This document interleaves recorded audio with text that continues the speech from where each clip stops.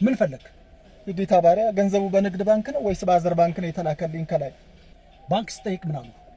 3 ጊዜ ተመላልሼ ስጠይቅ ገንዘቡ አልገባም አሉ። አንተ ደግሞ ገብቷል ብለኸኝ ነበር። ሰዎች እጅግ በጣም በተጨካከኑበት በዚህ ዘመን እንዲህ አይነት ማስታወቂያ ይጠቅማል ወይስ ይጎዳል? ጥላ ወጊ ትንሽ መለስ ያለ ቢሆንም ፈጥኖ የመግደል እድሉ ከፍተኛ ነው። ኢየሱስ ብቻ ነው ያዳነን ማለት ግን ክህደት ነው። ለምንድን ነው ክህደት የሚሆነው? ኢየሱስ ብቻ ስላላዳነን ነው። ኢየሱስ ጌታ ነው የማለልባቸው 3 ምክንያቶች። ይሄን ምለው በእኛው ቤት ያላችሁ ቲክቶክ ላይ ኢየሱስ ጌታ ነው በሉ እያላችሁ እያለማመዳችሁን ስለሆነ ለእናንተ መልስ ለመስጠት ነው። ተሰረዘ ዝም ብዬ አይደለም ማውራው። ተመልከት። God እሳቸው ይደረግልኝ የሚሉት ብዙ ቢሆንም ግን ያንን ሁሉ ዝግጅት ተዘጋጅተን በእሳቸው በኩል ሊመጣ በደጅ ነው። የምትነጠቅ ቤተክርስቲያን ትኑር። የሚነጠቁ አማኞች የተዘጋጁ ለሰርጋቸው የተዘጋጁ አማኞች ይኑሩ፣ ይብዙ። ዝም ብላችሁ ይው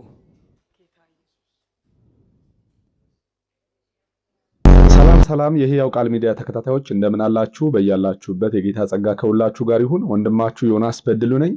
እንደተለመደው በአዳዲስና በአጫጭር በአስተማሪ ቪዲዮዎች መጥቻለሁ። ለዚህ ቻናል አዲስ ሆናችሁ ሰብስክራይብ በማድረግ እንዲሁም ደግሞ ይህ ቪዲዮ ብዙዎች ጋር እንዲደርስልኝ ላይክ በማድረግ እንድትተባበሩኝ በጌታ ፍቅር ጠይቃለሁ። መልካም ቆይታ።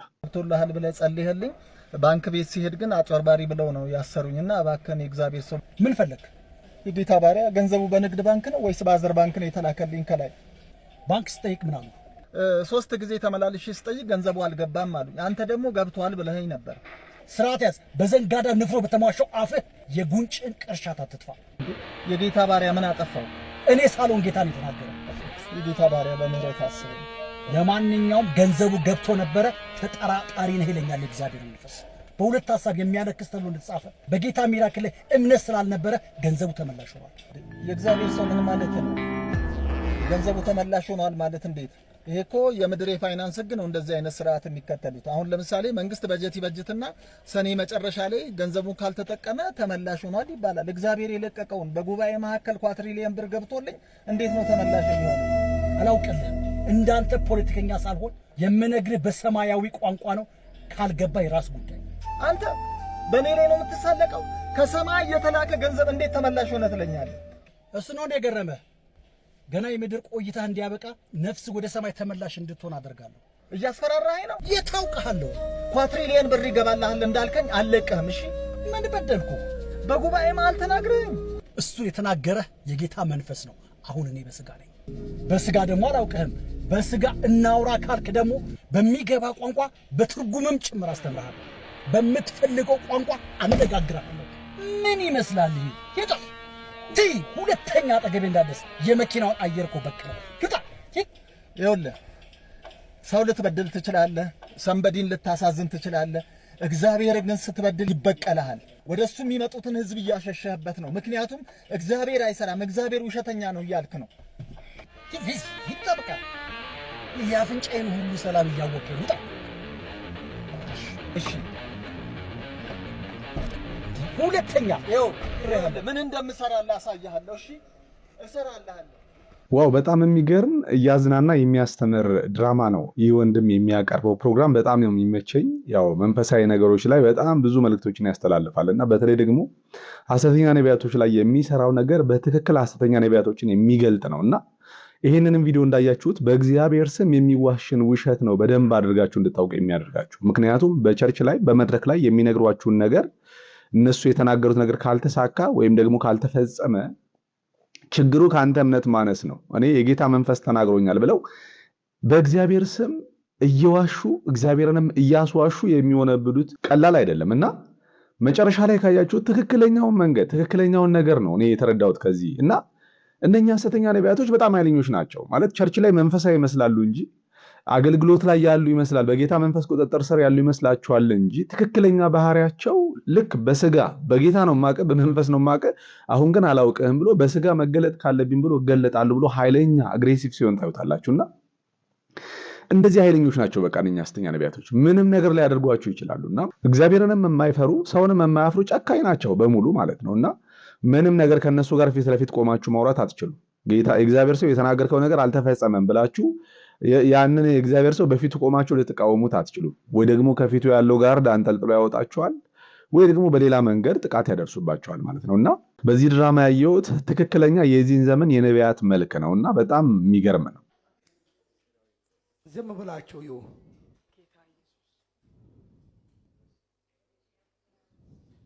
በኢየሱስ ስም ይውጣ ይውጣ ይውጣ ይውጣ።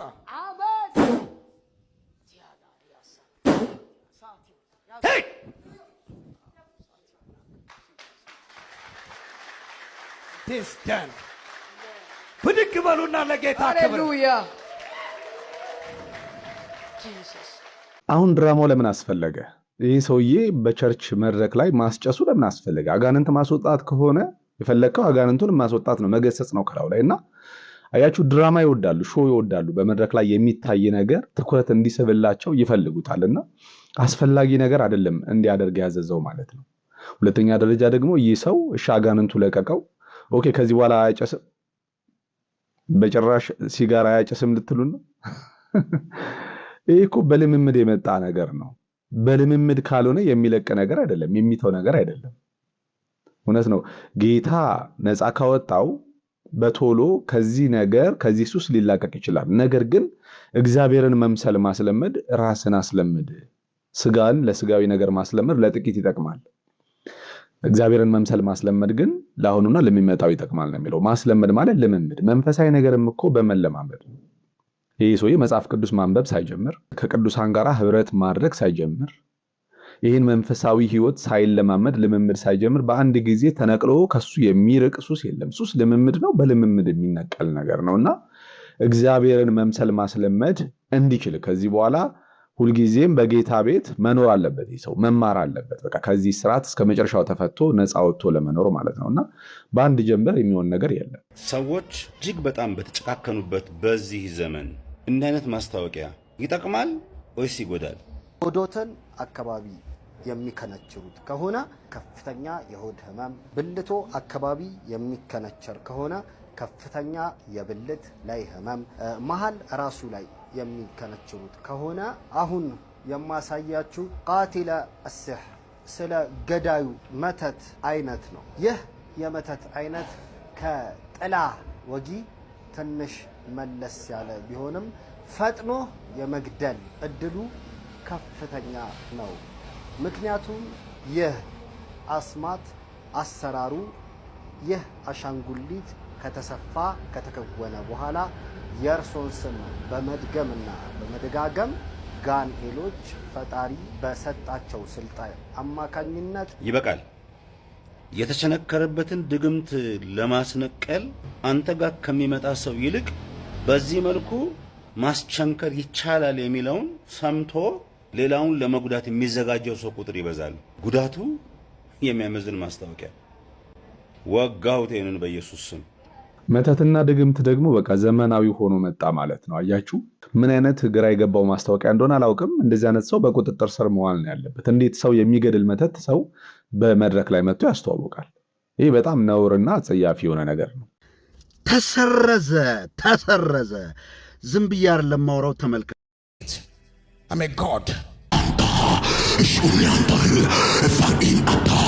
ሻሎም፣ ሐዋርያ ዘላለም ነኝ። ባለፉት ጥቂት ቀናት ማስታወቂያ ተናግሬ ነበረ። ይሄም ማስታወቂያ ሳውዝ አፍሪካ የሚገኙት ፓስተር ጆን ኢኒኬሲ ይመጣሉ የሚል ነበር።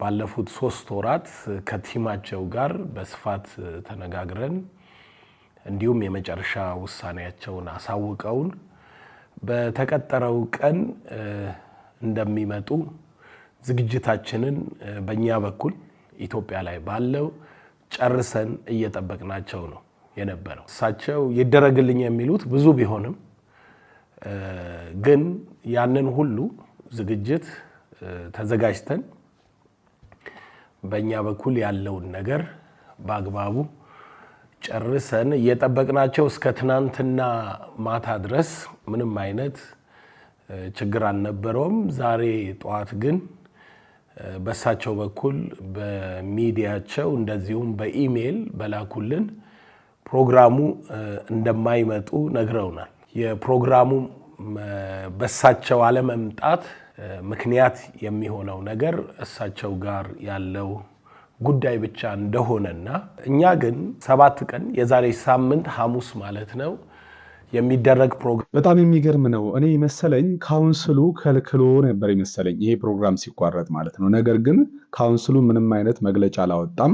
እንግዲህ ወንድማችንም እንደምታውቁት የካውንስሉ የቦርድ አባል ነው እና ካውንስሉ ምንም ችግር የለበትም ማለት ነው። ህዝቡንም የመጠበቅ ኃላፊነት እንደሌለበት ነው ራሱን ገለል አድርጎ እየተመለከተ ነገሩን የነበረው። ምክንያቱም ይህ ሰው ሐሰተኛ አስተማሪ እንደሆነ ትምህርቱን በግልጽ በቪዲዮ አሳይተናል አይደለ? ብዙዎችም አይተውታል እና እንደዚህ አይነት ትምህርት ያለውን ሰው እንደዚህ አይነት ሄረሲ የሆነ አጋንንታዊ ትምህርት የሚያስተምረን አንድን ሰው አገልጋይ ነው ብሎ ወደ ኢትዮጵያ ሰዎች ለማስገባት እንቅስቃሴ ሲያደርጉ እንዴት ነው ካውንስሉ ዝም ያለው? ነገር ግን ቢሆንም ራሱ ሰውየው ፕሮግራሙን ካንሰል አድርጎታል። እግዚአብሔር ይመስገን በቃ ወደ ኢትዮጵያ የመምጣቱን ፕሮግራም ትቶታል ማለት ነው። ስለዚህ ያም ሆነ እግዚአብሔር ህዝቡን ታድጓል። በዚህ በጣም ደስ ብሎናል። ነገር ግን የካውንስሉ ዝምታ ግን በጣም አሳሳቢ ነው። ነገም ብዙ ልምምዶች ወደ ሀገራችን ወደ ኢትዮጵያ እንዲገቡ በር እንደሚከፍት ማሳያ ነው። ካውንስሉ ምንም አይነት ከለላና ጥበቃ እንደማያደርግ ይህ ማሳያ ነውና በጣም ከባድና አሳሳቢ ጊዜ ላይ ያለ ነው። ኢየሱስ ጌታ ነው የማልልባቸው 3 ምክንያቶች። ይሄን ምለው በእኛው ቤት ያላችሁ ቲክቶክ ላይ ኢየሱስ ጌታ ነው በሉ እያላችሁ እያለማመዳችሁን ስለሆነ ለእናንተ መልስ ለመስጠት ነው። ከወዲያ ትንሹ ልጀምርላችሁ። አንደኛ ተለማማጅ አማኝ ስላልሆንኩ። ኢየሱስ ጌታ ነው የሚለው ቃል ለመጀመሪያ ጊዜ የተሰጣቸው አማኞች ቄሳር ጌታ ነው ይሉ ስለነበረ በዛው ምትክ ኢየሱስን በማስገባት ኢየሱስ ጌታ ነው እያሉ እንዲለማመዱና አፋቸውን እንዲፈቱ የተደረገበት ነው። እኔ ግን ተለማማጅ ሳልሆን ለ2000 ዓመት የኖረች ቅድስት ቤተክርስቲያን ከአባቶቼ የተቀበልኩ ለቅዱሳን አንድ ጊዜ የተገለጠች ሃይማኖት ያለች ስለሆንኩኝ አልልም። ሁለተኛ አብልጬ የማምን ስለሆንኩኝ በእኛ ቅድስት ቤተክርስቲያን ጌታችን አምላካችን መድኃኒታችን ኢየሱስ ክርስቶስ ብለን ነው የምንጠራው። ስለዚህ ጌታም ብዬ መድኃኒትም ብዬ አምላክም ብዬ ከሁሉም በላይ ደግሞ ክርስቶስ ፈራጅ ንጉሥ ብዬ ሳበቃ ወርጄ እንደገና ኢየሱስ ጌታ ነው አልልም። ይሄ ሁሉ የሰጠው ስም የክርስቶስ ልዕልና ምስክር ስለሆነ ማለት ነው። ስለዚህ ኢየሱስ ጌታ ነው ከሚለው ቃል አብልጬ ስለምጠራና ስለማምን ኢየሱስ ጌታ ነው ወደ ማለት አልወርድም። ሶስተኛ ከተግባራዊነት ወደ ንድፈ ሐሳብ ትምህርት መውረድ ስለማልፈልግ ብዙ ጊዜ የሚያለማምዱን ባፍህ ብትመሰክር እያሉ ነው። እኔ በማምንባት በምኖርባት በቅድስት ቤተክርስቲያን አባቶቼ በተግባር ደረጃ የክርስቶስን ሕይወት የሚኖሩ በሰማዕትነት በጻድቅነት በምንኩስና በገዳማዊነት በሙሉ እየመሰከሩት የሚኖሩ ቅዱሳን ባሉበት አልጋውን ለቆ አስተኝቶ እግርህን አጥቦ አብልቶ አጠጥቶ የታረዘውን አልብሶ የታመመውን ጠይቆ የታሰረውን አስፈትቶ በተግባር ክርስቶስን የሚኖር አማኝ ባለበት በዚህች ቅድስት ቤተክርስቲያን እየኖርኩኝ ወርጄ ኢየሱስ ጌታ ነው ብዬ ወደ ቲዎሪቲካል ምስክርነት ስለማልሄድ በጊዜው እንኳን ጸሎት የሚያደርግ ኦርቶዶክሳዊ ከበስመ አብ ቀጥሎ ባለችው ነአኩተከ በምትለው ጸሎት ላይ ራሱ አምላከ አማልክት ወእግዚአ አጋዕዝት ወንጉሰ ነገሥት ብሎ ነው የሚመሰክረው። የጌቶች ጌታ የአምላኮች አምላክ የንጉሶች ንጉስ። ስለዚህ ከዚህ ወርጄ እንዴት ብዬ ነው ኢየሱስ ጌታ ነው ወደ ማለት ልምምድ የሚሄደው? ከተግባራዊነት ወደ ንድፈ ሐሳብ ወይም ወደ ቲዎሪ ወርደው እናንተው ራሳችሁ ኦርቶዶክሳውያን ፍረዱት። እናንተኞቹም ከቻላችሁ ህሊና ካላችሁ ፍረዱት። ከተግባራዊነት ወደ ነፋሳዊነት አልወርድም ማለት የትኛው ተግባር ነው? የትኛው ስራ የትኛው ቅድስና ነው? እኔ እኮ በየትኛው ስራው ሊድን ነው? ቆይ ሰው እንደዚህ የሚመካው አሁን ብትጠይቁት ትድናለህ ብትሉት አልድንም በየትኛው ስራዬ ነው ይላል ማለት ነው። እዚህ ጋር ደግሞ ከተግባራዊነት አልወርድም ይላል። እኔ ተግባራዊ ሰው ነኝ እያለ ነው ማለት ነው። ነገር ግን መጽሐፍ ቅዱስ አንተ ባልከው መንገድ አይደለም ኢየሱስ ክርስቶስን ጌታ ነው እንድንለው የሚያስተምረን። በፊልጵስዩስ መጽሐፍ ምዕራፍ 2 ከቁጥር 7 ጀምሮ ካነበባችሁት እግዚአብሔር አምላክ ጌታ ኢየሱስ ክርስቶስን ከላከው በኋላ ጌታ ኢየሱስ ክርስቶስ ለሞትም የውም የመስቀል ሞት እንኳን የታዘዘ ሆነ። በዚህ ምክንያትም እግዚአብሔር ያለ ልክ ከፍ ከፍ አደረገው፣ ከስምም ሁሉ በላይ ያለውን ስም ሰጠው። ይህም በሰማይ በምድር ከምድር በታች ያሉት ሁሉ ለእግዚአብሔር አብ ክብር ኢየሱስ ክርስቶስ ጌታ ነው ይል ዘንድ ምላስ ሁሉ ለእግዚአብሔር አብ ክብር ኢየሱስ ክርስቶስ ጌታ እንደሆነ ይመሰክር ዘንድ ነው ይላል። ስለዚህ ወንድሜ ይሄ ኢየሱስ ክርስቶስን ጌትነት በአንደበትህም በህይወትህም የምትመሰክረው ነው። ነገር ግን አንተ እንዳልከው በተግባርህ በድርጊትህ እጸድቃለሁ ከማለት አልፈ በክርስቶስ ሞትና ትንሣኤ በማመን ጸድቀህ ነው። ከዛ በኋላ ነው ያንተ ድርጊትና ያንተ ስራ የሚፈልገው። የአሁን ድርጊትህ የአሁን ስራ ጥቅም የለውም። ምክንያቱም ክርስቶስ ኢየሱስ የሰራውን ስራ እውቅና ሰጥተህ በእርሱ ስራ አድናለሁ በእርሱ ስራ ጸድቃለሁ ብለህ አላመንክም። ጌታ ነው ብትልም ብትሰራም አትድንም። የውሸት ነው ማለት ነው። በመጀመሪያ ደረጃ መጽሐፉም የሚያወራው የኢየሱስን ጌትነት ከመመስከራችን በፊት የክርስቶስ ሞትና ትንሣኤ ላይ ያለውን ሚስጥርና እውነት መረዳት የመጀመሪያው ነገር ነው ማለት ነው። ጌታችን ሊመጣ በደጅ ነው። የምትነጠቅ ቤተክርስቲያን ትኑር። የሚነጠቁ አማኞች የተዘጋጁ ለሰርጋቸው የተዘጋጁ አማኞች ይኑሩ፣ ይብዙ፣ እንብዛ ሁላችንም እና በምድር ላይ ሰርግ እናስባለን፣ ኮንፈረንስ እናስባለን፣ ድግስ እናስባለን፣ ቤት ሰርተን ማስመረቅ፣ ልጅ ወልደን መሳም፣ ዲግሪ አግኝተን ብዙ የምንመኛቸው መልካም ነገሮች አሉ። ከዚያ በላይ ልንመኘው ልንናፍቀው የሚገባ እንደ አማኝ የጌታችንን መምጣት ነው። እሱ ደግሞ በደጅ ነው። ጊዜው አልቋል። ጊዜው አልቋል። መንፈሱ ይናገራል፣ የዓለም ሁኔታ ይናገራል። የትንቢቱ ቃል እየተፈጸመ ብቻ ሳይሆን ተፈጽሞ እንዳለቀ በጥሞና እግዚአብሔር ዘመንን ይባርክ። ወንድማችን ዘማሪ ታምራት ሁልጊዜም እንደዚህ የሚያነቁ የማስጠንቀቂያ መልእክቶች ያስፈልጉናል። ምንድነው? እንዳንጠፋ አይደለም ማለት እኛ አንጠፋም። ጌታ በማንኛውም ሰዓት ቢመጣ ይመጣልናል እንጂ አይመጣብንም። ነገር ግን ደግሞ ሊገለጥ ላለው ጌታ የሚመጥን ማንነት በመንፈሳችን በነፍሳችንና በስጋችን የሚመጥን ማንነት ይዘን እንድንቀርብ ነው እኮ እንዳናፍር በፊቱ ነው እንጂ ለሌላ አይደለም። እንድንደነግጥ እንድንፈራ አይደለም። ማንም አማኝ ከንጥቀት የሚቀር የለም። የጌታ ስም የተባረከ ይሁን። ኢየሱስ ብቻ ነው ያዳነን ማለት ግን ክህደት ነው። ለምንድነው ክህደት የሚሆነው? ኢየሱስ ብቻ ስላላዳነን ነው። በእኛ መዳን ውስጥ አብም ሱታፊ ያለው መንፈስ ቅዱስም ሱታፊ ያለው። በመጀመሪያ ደረጃ ከኃጢአትና ከውጤቱ መዳኛው ብቸኛው መንገድ ኢየሱስ ክርስቶስ ነው። ወንጌል የሚያስተምረን ይህንን ነው። እርሱ ከኃጢአታችሁ ያድናቸዋል፣ ኑ ወደ ኢየሱስ ነው መልእክታችን። እርሱ ህዝቡን ከኃጢአታቸው ያድናቸዋል። የሰው ልጅ ዋና ችግር ኃጢአት ነው፣ መፍትሄውም ኢየሱስ ነው። አለቀ። የሰው ልጅ ዋና ችግር ኃጢአት ነው፣ መፍትሄው ኢየሱስ ነው። መዳኛው ኢየሱስ ነው። ከኃጢአታቸው ያድናቸዋል። በሐኪም ቤት አይገኝም። ከኃጢአታቸው ያድናቸዋል። በሰርጀሪ አይወጣም።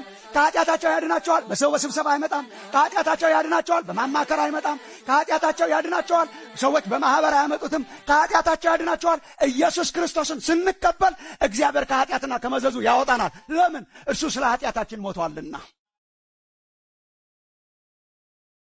እነሱም እኮ ተስማምተው አሉት ይላል። በነገራችን ላይ እኮ የመጨረሻው ስቴትመንት በጣም ፓወርፉል ነው። አይ የነገር አልመሰለንም አላለም። ቤተሰብ እርሱ ህዝቡን ከኃጢአታቸው ያድናቸዋልና ስሙን ኢየሱስ በሉት። እርሱ ይሄ ሕፃን የተወለደው ህዝቡን ሁሉ ከኃጢአታቸው ጥርግ አድርጎ ሊያድናቸው ነው። ኧረ እነርሱም ኢየሱስ አሉት። ቤተሰብ ተስማምቶ ኢየሱስ ነው የሚያድነው ካለ እኛ ሌላ ልንጨምርበት አንችልም፣ አይገባም። ሐዋርያት ሥራ ምዕራፍ 4 ቁጥር 12 መዳን በሌላ በማንም የለም እንድንበት ዘንድ የሚገባን ለሰዎች የተሰጠ ስም ከሰማይ በታች ሌላ የለምና። ይሄ ነው ዙሙ። ማዕት ሰው ደርድሮ ይሄ ነው ዙሙ። የሚያድነው ግን ኢየሱስ ነው። ስሙን ኢየሱስ ትለዋለህ፣ ምክንያቱም እርሱ ህዝቡን ከኃጢአታቸው ያድናቸዋል። ጌታ ኢየሱስን ተቀበሉ፣ እንዲያው አትንከራተቱ። እርሱ ብሎ ከመሰከረ እግዚአብሔር እሺ ቆይ አይባልም። አይ ዶንት አንደርስታንድ ለምን ሰዎች ኮምፕሊኬት እንደሚያደርጉት ኢየሱስ ያድናልን። እሺስ ምን ማለት ነው? ከኃጢአት ያድናል፣ ነፃ ያወጣል፣ ይገላግለናል። ከኃጢአትና ከኢፌክቱ ይገላግለናል፣ ያወጣናል። እና ምንድን ነው እሱ? በቃ አንተ ነህ አዳኜ ብሎ መቀበል ነው።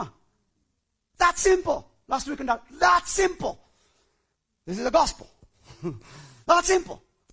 በጣም ብዙ ሰው በዚህ የኢቫንጀሊካል ስብከት ይሳለቃል። ኢየሱስን ተቀበል ትድናለህ ይላሉ። ያ እና ተሰብስበው ድናላል ይላሉ። yes በማን ስልጣን? ይሄው እሱ ነው አለ እግዚአብሔር። እኛ ሌላን ጨምር፣ እሱ ነው አለ። ወደ ኢየሱስ ነው። ምንም አትሸወዱ። የሃይማኖት ጥለዛ ኳስ አትጠልዙ።